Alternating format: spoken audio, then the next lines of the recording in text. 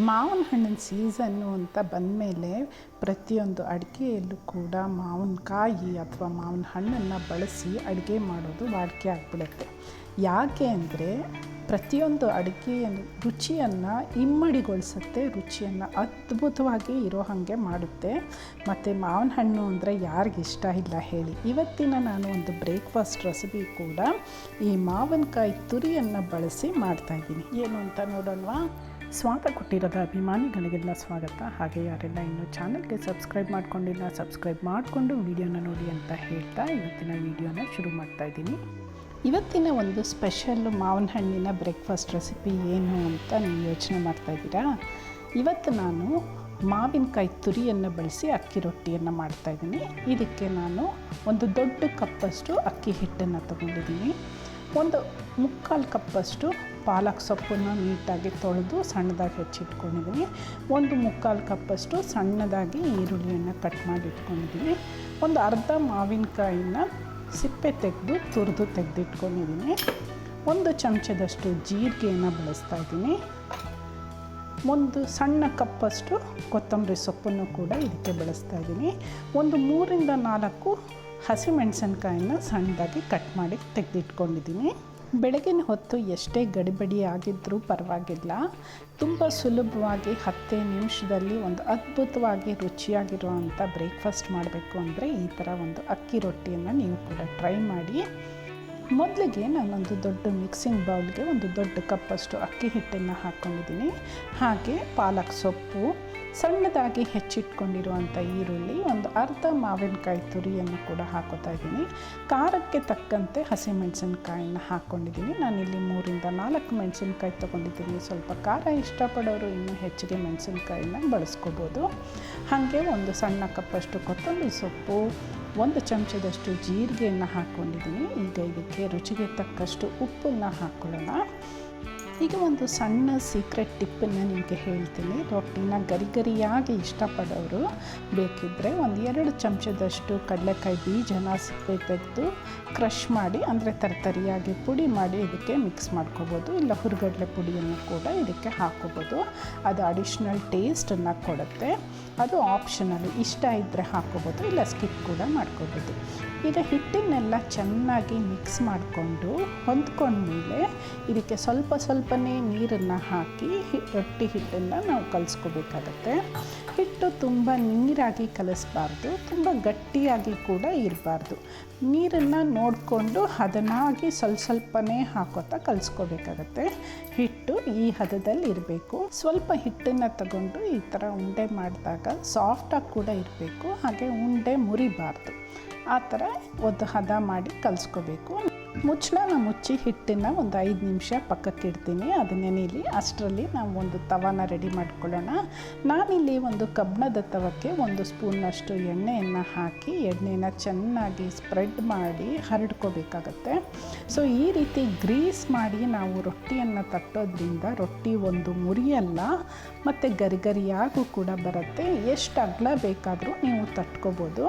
So ಹಾಗಾಗಿ ಒಂದೇ ಒಂದು ಚಮಚ ಎಣ್ಣೆಯನ್ನು ಹಾಕಿ ಚೆನ್ನಾಗಿ ತವದ ಸುತ್ತ ಹರಡಿ, ನೆಕ್ಸ್ಟ್ ಒಂದು ಮೂಸಂಬಿ ಗಾತ್ರದಷ್ಟು ಹಿಟ್ಟನ್ನು ತಗೊಂಡು ತವದ ಮಧ್ಯದಲ್ಲಿ ಈ ಥರ ಹಿಟ್ಟನ್ನು ಇಟ್ಟು ಮಧ್ಯದಿಂದ ಹೊರಗಡೆ ಬರೋ ಹಾಗೆ ಸಮನಾಗಿ ತಟ್ಕೋಬೇಕಾಗತ್ತೆ. ಒಂದು ಕಡೆ ದಪ್ಪ, ಒಂದು ಕಡೆ ತೆಳ್ಳಗೆ ಇರಬಾರ್ದು. ಇದೇ ರೀತಿ ಸುತ್ತು ತಟ್ತಾ ಹೋಗಬೇಕಾಗತ್ತೆ. ಎಲ್ಲಿ ದಪ್ಪ ಇದೆ ಅಂತ ನೋಡಿ ಅಲ್ಲಿ ಸ್ವಲ್ಪ ನಿಧಾನಕ್ಕೆ ತಟ್ತಾ ಹೋದಾಗ ಹಿಟ್ಟು ಹರಡುತ್ತೆ. ಒಂದೇ ಸಮನಾಗಿ ಹಿಟ್ಟನ್ನು ಹರಡ್ತಾ ಹೋಗಬೇಕಾಗತ್ತೆ. ನೋಡಿ, ಎಲ್ಲೂ ಅಂಚು ಮುಡ್ತಿಲ್ಲ, ಎಲ್ಲೂ ಕೂಡ ದಪ್ಪ ಇಲ್ಲ. ಒಂದೇ ಸಮನಾಗಿ ಒಂದೇ ಹದದಲ್ಲಿ ತವದ ಸುತ್ತು ತಟ್ಕೊಂಡ್ಮೇಲೆ ಮಧ್ಯದಲ್ಲಿ ಒಂದು ಸಣ್ಣ ಬಿಂದುವನ್ನು ಮಾಡಿ, ಅಂದರೆ ಒಂದು ಸಣ್ಣ ಹೋಲನ್ನು ಮಾಡಿ ಅಲ್ಲಿ ಎಣ್ಣೆ ಹಾಕಿ ನಾನು ಇವಾಗ ಈ ತವನ ಒಲೆ ಮೇಲೆ ಇಡ್ತಾ ಇದ್ದೀನಿ. ಈಗ ಇದಕ್ಕೆ ಒಂದು ಮುಚ್ಚಳನ ಮುಚ್ಚಿ ಒಂದು 2-3 ನಿಮಿಷ ಬೇಯಿಸ್ಕೋಬೇಕಾಗತ್ತೆ. ಫ್ಲೇಮು ತುಂಬ ದೊಡ್ಡದಾಗಿ ಇರೋದು ಬೇಡ, ಮೀಡಿಯಮ್ ಟು ಲೋ ಫ್ಲೇಮಲ್ಲೇ ಇಟ್ಟು ಬೇಯಿಸ್ಕೊಂಡ್ರೆ ಗರಿಯಾಗಿ ಬರುತ್ತೆ. ಈಗ ಇದು ಆಲ್ಮೋಸ್ಟ್ ಒಂದು ಸೈಡ್ ಬೆಂದಿದೆ. ನೆಕ್ಸ್ಟ್ ಈಗ ಮೊಗಚಕ್ಕಾಯಿ ಸಹಾಯದಿಂದ ರೊಟ್ಟಿಯನ್ನು ತಿರುಗಿ ಹಾಕ್ಕೊಳ್ಳೋಣ. ಈಗ 2 ಕಡೆನೂ ಗರಿಯಾಗಿ ಸುಟ್ಕೊಂಡ್ರೆ ರೊಟ್ಟಿ 10 ನಿಮಿಷದಲ್ಲಿ ರೆಡಿ ಆಗುತ್ತೆ. ಈ ರೀತಿ ಗರ್ಗರಿಯಾಗಿ ಹುಳಿಯಾಗಿ ಇರೋವಂಥ ರೊಟ್ಟಿನ ಮಕ್ಕಳು ಟಿಫನ್ ಬಾಕ್ಸ್ಗಾಗಲಿ ಅಥವಾ ಬೆಳಗಿನ ಬ್ರೇಕ್ಫಾಸ್ಟ್ಗೆ ಮನಮಂದಿ ಎಲ್ಲ ಕೂತ್ಕೊಂಡು ತಿನ್ನೋದಕ್ಕಾಗಲಿ ಯಾರಿಗೆ ತಾನೇ ಇಷ್ಟ ಆಗಲ್ಲ ಹೇಳಿ. ಇನ್ನೊಂದು ಕುತೂಹಲಕಾರಿ ವಿಷಯ ಏನಪ್ಪ ಅಂತಂದರೆ, ನಾನು 2 ತವನ ಒಟ್ಟಿಗೆ ರೆಡಿ ಮಾಡಿ 2 ರೊಟ್ಟಿನ 5 ನಿಮಿಷದಲ್ಲಿ ಮಾಡ್ಕೋತೀನಿ. ನೆಕ್ಸ್ಟ್ ಈಗ ನಾನಿಲ್ಲಿ ಒಬ್ಬಟ್ಟಿನ ಹಾಳೆ ಮೇಲೆ ರೊಟ್ಟಿ ಹೆಂಗೆ ತಟ್ಟೋದು ಅಂತ ನಿಮಗೆ ತೋರಿಸ್ಕೊಡ್ತಾ ಇದ್ದೀನಿ. ಆ 2 ರೊಟ್ಟಿ ಬೇಯೋ ಹೊತ್ತಿಗೆ ನಾವು ಈ ಥರನೂ ರೊಟ್ಟಿ ರೆಡಿ ಮಾಡಿಕೊಂಡು ಹಿಂದೆನೇ ಬೇಗ ರೊಟ್ಟಿಯನ್ನು ಮಾಡ್ಕೋಬೋದು. ಸೊ 10 ನಿಮಿಷದಲ್ಲಿ 5 ರೊಟ್ಟಿ ಕೂಡ ಮಾಡ್ಕೊಂಬಿಡ್ಬೋದು. ಈಗ ಒಂದು ಹೋಳಿಗೆ ಪೇಪರ್ಗೆ 1 ಸ್ಪೂನ್ ಎಣ್ಣೆಯನ್ನು ಹಾಕಿ ನಾವು ತವದ ಮೇಲೆ ಹೇಗೆ ಹಿಟ್ಟನ್ನು ಹಾಕಿ ತಟ್ಟಿದ್ವಲ್ವ, ಅದೇ ರೀತಿಯೇ ಈ ಹೋಳಿಗೆ ಪೇಪರ್ ಮೇಲೂ ಕೂಡ ನಾವು ರೊಟ್ಟಿ ಹಿಟ್ಟನ್ನು ಹಾಕಿ ಸಮನಾಗಿ ತಟ್ಕೋಬೋದು. ನೋಡಿ, ಇದರಲ್ಲೂ ಕೂಡ ಎಲ್ಲೂ ಅಂಚು ಮುರಿದಿಲ್ಲ. ಮಧ್ಯದಲ್ಲಿ ರೊಟ್ಟಿ ಬೆಂದಿದೆಯಾ ಇಲ್ವಾ ನೋಡೋಕ್ಕೆ ಒಂದು ಸಣ್ಣ ತೂತನ್ನು ಮಾಡ್ತೀನಿ. ಈಗಾಗಲೇ ನಾನು ರೊಟ್ಟಿ ಮಾಡಿರುವಂಥ ತವದ ಮೇಲೆ ಮತ್ತೆ 1 ಸ್ಪೂನ್ ಎಣ್ಣೆಯನ್ನು ಹಾಕಿ ಈ ಹೋಳಿಗೆ ಪೇಪರಲ್ಲಿರುವಂಥ ರೊಟ್ಟಿಯನ್ನು ಕೂಡ ತವದ ಮೇಲೆ ಹಾಕಿ ಸುತ್ತ 2-3 ಸರಿ ಈ ಥರ ತಟ್ತೀನಿ. ಇದು ನೋಡಿ, ತುಂಬ ಸುಲಭವಾಗಿ ಪೇಪರು ಬಿಟ್ಕೊಂಬರುತ್ತೆ. ರೊಟ್ಟಿ ತವದ ಮೇಲಿರುತ್ತೆ, ಪೇಪರ್ ಹೊರಗಡೆ ಬರುತ್ತೆ. ಇದು ಕೂಡ ತುಂಬ ಸುಲಭವಾಗಿ ರೊಟ್ಟಿ ಮಾಡುವ ವಿಧಾನ. ಈ ವಿಧಾನ ನಿಮಗೆ ಗೊತ್ತಿತ್ತಾ ಇಲ್ವಾ ಅಂತ ಕಾಮೆಂಟ್ ಮಾಡಿ ತಿಳಿಸಿ. ಮೇಲೆ ಮತ್ತೆ 1 ಸ್ಪೂನ್ ಎಣ್ಣೆಯನ್ನು ಹಾಕಿ ತಟ್ಟೆನ ಮುಚ್ಚಿಟ್ಟು 2-3 ನಿಮಿಷ ಬೇಯಿಸ್ಕೊತೀನಿ. ಈಗ ಇದು ಗರಿಯಾಗಿ ಒಂದು ಬದಿಯಲ್ಲಿ ಬೆಂದಿದೆ. ಈ ರೊಟ್ಟಿಯನ್ನು ತಿರುವು ಹಾಕಿ 2 ಬದಿಯಲ್ಲೂ ಕೂಡ ಸುಟ್ಕೊಳ್ಳೋಣ.